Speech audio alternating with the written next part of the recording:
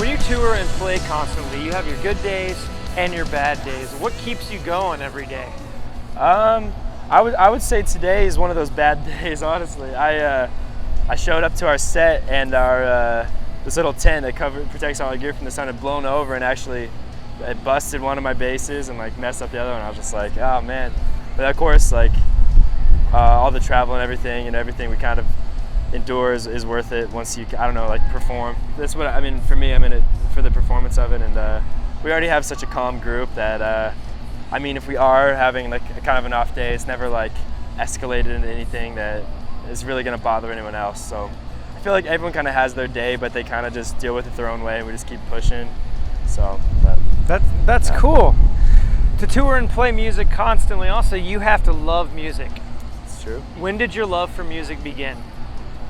My dad really got me. I would say my love for loud music began when my dad used to give me rides to school, and he's an old, rock and roll guy. So Zeppelin, AC/DC, Black Sabbath, like all those that was his generation. And he, I don't know, not most kids get dropped off at school with that music cranked, but he kind of taught me, like there's only one way to listen to this kind of music. You got to crank it. And so he got me off on that. And then he was also a big Foo Fighters fan. The album There's Nothing Left to Lose, another album he would crank. And by the time I got my first guitar, it was like, man, I gotta get an electric guitar. I gotta I gotta crank it. So that was my love for that began, like when I was a young kid. So. What did your parents do for an occupation growing up? And do you have any funny or unique stories from your childhood? Yeah, sure. I'll tell you one related to that. My dad is different now. He's an IT guy, so he works with like the systems and like setting them up. He worked for this shipping company called APL, so they're an international company. What he would do though is he would travel all the time, and obviously he's out of the picture a lot, so he tries to come home and kind of like, make it up for his absence. So there was this fictitious man with red boots. So he'd always say, "There's this man with red boots," and this guy would always give him things that he'd give to us, like weird novelty things. Like the weirdest things he could find, like I have a wallet that's made out of like a dried like toad skin, and like when he went to like India or something, like or like wherever, Bangladesh, just like all these crazy places. So there's always this weird man with the red boots who would just bestow these gifts upon him to secondhand to us. So I have lots of weird like trinkety like things. Like That's pretty awesome. It is pretty awesome. I got a piece of the wall, like the Berlin Wall. Oh wow. He would find like clever things that weren't gonna bust his wallet. So our magazine worked a lot with the homeless on Skid Row in Los Angeles. We lived there, we filmed, we ran an art program. Are you familiar with Skid Row in LA? I'm more familiar with the Tenderloin district in San Francisco. Very similar. That's more my territory. We've done work in the Tenderloin too. Got it. Well, I was going to ask, have you had any experiences with the homeless? I have. I actually used to do a lot of volunteer work. I would take my clothes rather than give them to my friends or whatever, and I'd always take them. There's a shelter in Oakland. I would just dump it there. Sometimes I'd stop through Berkeley. I would just kind of have fun. I'd just drive around with my trunk full of whatever, clothes, pillows, and stuff I didn't need, and then just like, hey you, like, could you use a pair of shoes? Could you use this? I've got it, like what size are you? I think it makes it more fun than just like dumping a box and not seeing who you've helped, as opposed to like, hey, do you need this? And like, here it is. So I mean, that's when I was younger. I was home more. You get stir crazy and bored, and I don't know, for whatever it is, I had fun doing that. So we found with working with the homeless, a lot of homeless are at their lowest point of their life, and they claim Jesus as their Lord and Savior. What is your perception of Jesus? This is interesting. I've never been asked this question. I actually was raised in a Mormon family. I think that the foundation of my parents' relationship, I think growing up in that was a great thing for me.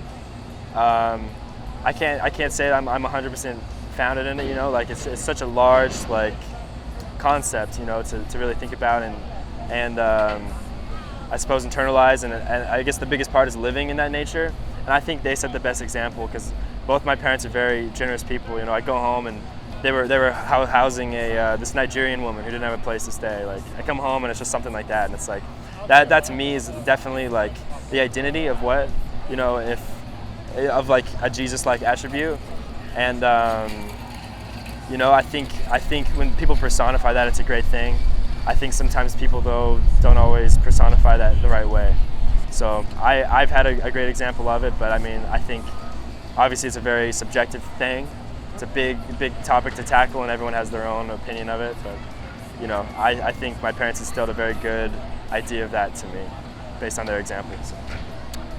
We've seen a lot of tragedies in the United States the last couple of years with Katrina and Sandy Hook and Joplin. Have you been through any personal tragedies in your life?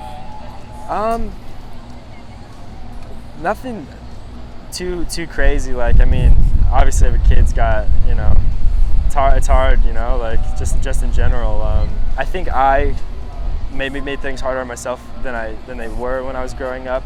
I was very independent minded, very much on my own. I think not always having the best influences around, and I think I took that, and then I you know, it's nice that you actually asked me about this, because this is something I'm very much a proponent of, is service and all this. So I took all that and I actually went to Peru and did a humanitarian project, and you know, it's just very grounding, the things you see when people are happy when they have nothing.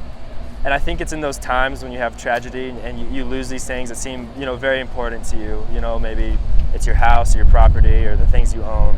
But to see people who have nothing and be, you know, these are orphans that I worked with, so they don't have parents, they don't have families, they just have each other, and they have, you know, a dirt mound, whatever. But they're some of the happiest people you'll ever see, you know. Even the adult kids, you know, they got soccer balls, whatever, and they're happy as can be, but they have nothing. And so I think, as tragic as those things are, I think that they also instill a lot of values in people that are more important than the things that they've lost. So I think in those times they at least look to each other and they kind of have this discovery of what's important. I think as a nation too, to see the accumulation of service and generosity, that's the hand that's extended to those people, you know, like outside of governments and whoever else, you know, that's very very much I don't know, just kind of a awing thing to witness. So. What gear, like, you know, amps and guitars, are you stoked about right now? I just had this bass made for me by G&L. I always, growing up, I had a music theory kind of teacher, like guy I knew, and he had a G&L, and I always loved playing it.